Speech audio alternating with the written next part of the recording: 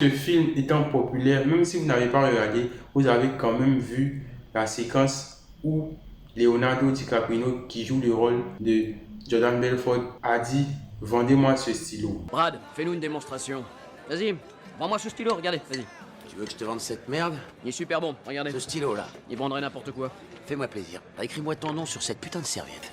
J'ai pas de stylo. Exact. L'offre et la demande, mon pote. Vous voyez, ils créent l'urgence et le besoin. Faut leur donner l'envie d'acheter des... Salut à toi, bienvenue dans cette nouvelle vidéo. Je suis Elfried Allah et si tu me découvres à partir de cette chaîne, sache qu'ici on parle de business, de finances et de découvertes. Alors n'hésite pas à t'abonner et à activer la cloche de notification pour ne pas manquer des nouvelles vidéos.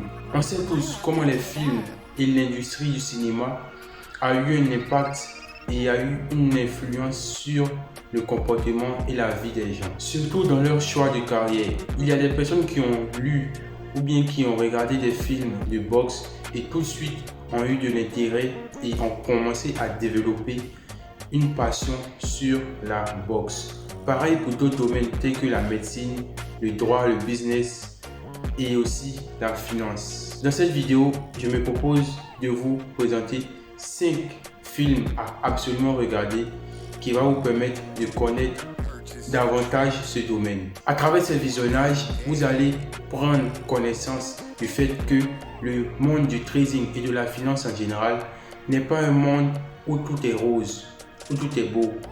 Et qu'en revanche, il y a plusieurs états émotionnels qui peuvent pousser à la dérive. Et pour survivre ou bien pour avoir du succès dans ce domaine-là, vous allez devoir être un très bon risk manager et faire les choses correctement. En premier, nous avons Billions, qui est une série qui a 6 saisons et chacune des saisons comporte 12 épisodes. Dans cette série, nous avons 2 acteurs principaux, à savoir Chuck Rhodes, qui est un procureur fédéral de New York qui affronte certains des plus riches gestionnaires de fonds d'investissement des États-Unis. Dans la ligne de mire, l'ambitieux et brillant Bobby Axelrod, dont la puissance ne cesse de croître. Et donc vous allez voir que Bobby Axelrod est ici un trader, possède un fonds d'investissement, donc il est le gestionnaire. Il a plusieurs autres traders qui travaillent pour son fonds d'investissement. Et Chuck Rhodes, lui qui est procureur, fait tout son possible pour pouvoir attraper et arrêter les actions frauduleuses de Bobby Axelrod. Et ces 2 personnages clés de cette série, malgré leurs divergences, ont une personne importante dans leur vie en commun, qui est la femme du procureur Chuck Rhodes et aussi l'employé ou même la psychologue de Bobby Axelrod. Et donc la femme de Chuck Rhodes, elle travaille au sein de l'entreprise de Bobby Axelrod. Elle est dans son entreprise la psychiatre qui s'occupe des états émotionnels des différents traders et en particulier de Bobby Axelrod. À part ces 3 personnages, il y a aussi Taylor qui elle est aussi un trader qui a eu de bonnes performances et en fonction de ça, Axelrod l'a recruté dans son entreprise. Après, elle va elle-même par la suite créer son fonds d'investissement et après, elle sera un challenge pour Bobby Axelrod. La particularité de Taylor dans la série, c'est qu'elle a voulu créer un robot de trading qui va fonctionner de façon autonome. Or, mon boulot. Non seulement on a survécu au 11 septembre, mais on a prospéré ensemble. C'est une icône, un symbole de ces fortunes d'aujourd'hui, et c'est un fraudeur. Depuis quand c'est devenu un crime de réussir dans ce pays? Quand on est bourré de pognon, on dépend de personne. Et on peut dire va te faire foutre. Bienvenue dans l'univers impitoyable de Billions. Le deuxième film à absolument regarder est The Big Short, qui est sorti en 2015 et qui parle de la crise des subprimes. Pour ceux qui ne savent pas c'est quoi la crise des subprimes, il faut dire que la crise des subprimes est une crise financière qui a touché le secteur de prêt hypothécaire à risque aux États-Unis à partir de juillet 2007, avec la crise bancaire et financière de l'automne 2008. Ces deux phénomènes inaugurent la crise financière mondiale de 2007 à 2008. Et ce film-là illustre très bien par des personnes qui ont, eux, anticipé la baisse des marchés au niveau immobilier et qui ont pu se faire de l'argent sur cette crise. Et donc, un résumé du Big Short dit que, profitant de l'aveuglement généralisé des grosses banques, des médias et du gouvernement, 4 outsiders anticipent l'explosion de la bulle financière et mettent au point le casse du siècle. Michael Burry, Mark Baum, Jared Vetnet et Ben Rickards. Des personnages visionnaires et hors du commun qui vont parier contre les banques et tenter de rafler la mise. Et généralement, ce sont les mêmes émotions qui rentrent en jeu, les mêmes caractéristiques qui rentrent en jeu lorsque nous sommes en bulle des marchés. Et il y a des personnes qui sont habituées à repérer, à identifier ces différents éléments-là.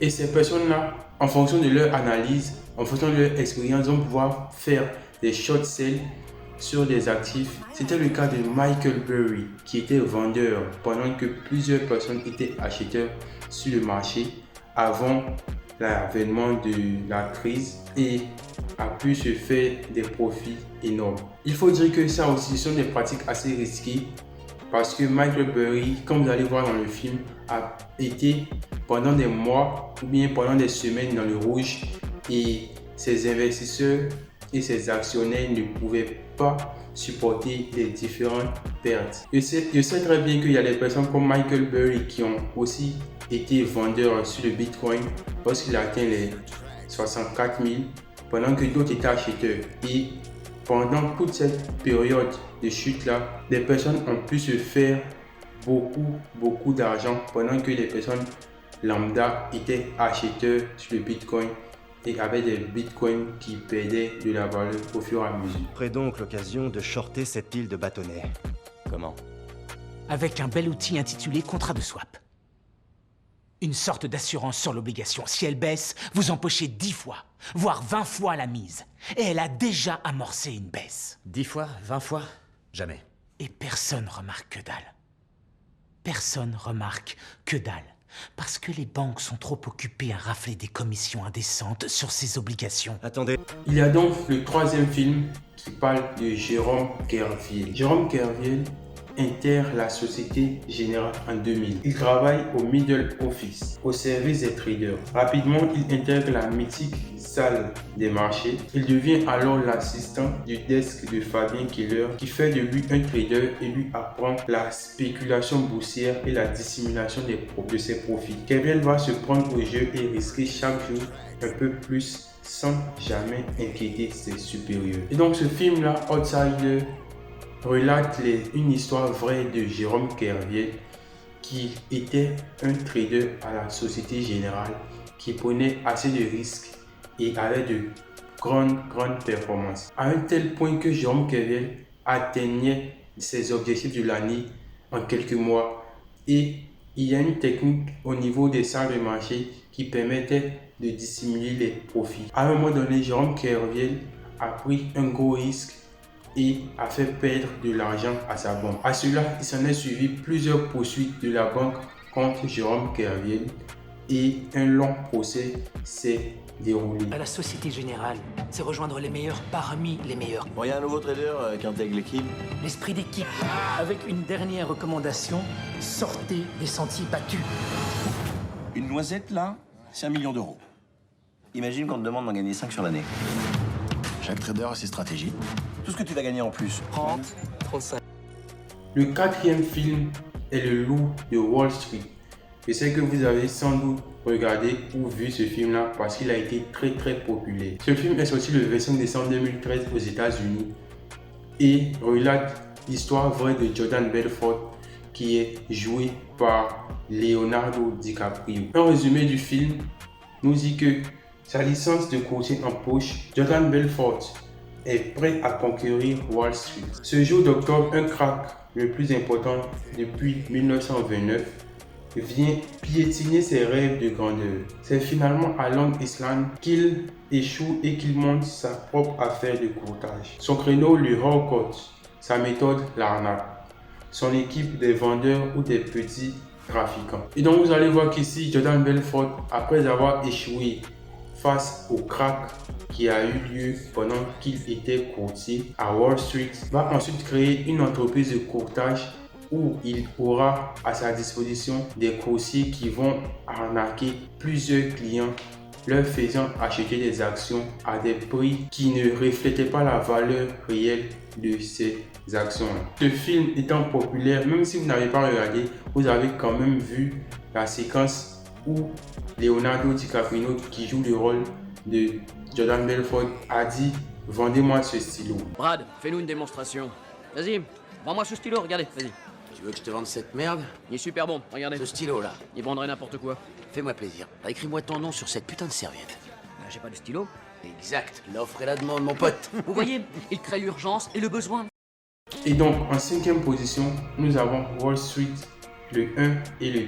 Et donc, le film Wall Street est sorti en 1987 et le thème de ce film, Wall Street, est la finance et ses dérives. Dans le film, vous allez voir un jeune et ambitieux courtier de Wall Street devient l'informateur d'un puissant affairiste, lui permettant de réaliser des opérations boursières frauduleuses mais illégales. Inspiré de faits réels, ce film dénonce l'arrivisme et le cynisme de certains financiers. Et donc, il y a le premier qui est sorti en 1987 et le deuxième qui s'intitule Wall Street, Money Never Sleeps, qui est sorti en 2010. Voici ainsi donc présenté les 5 films que vous devez absolument regarder.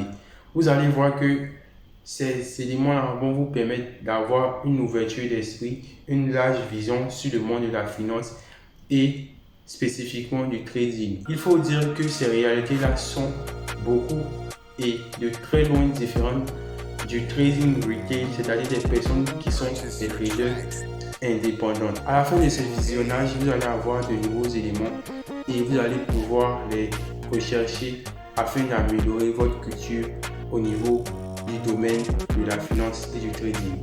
Je vous souhaite bon visionnage et on se dit à une prochaine vidéo.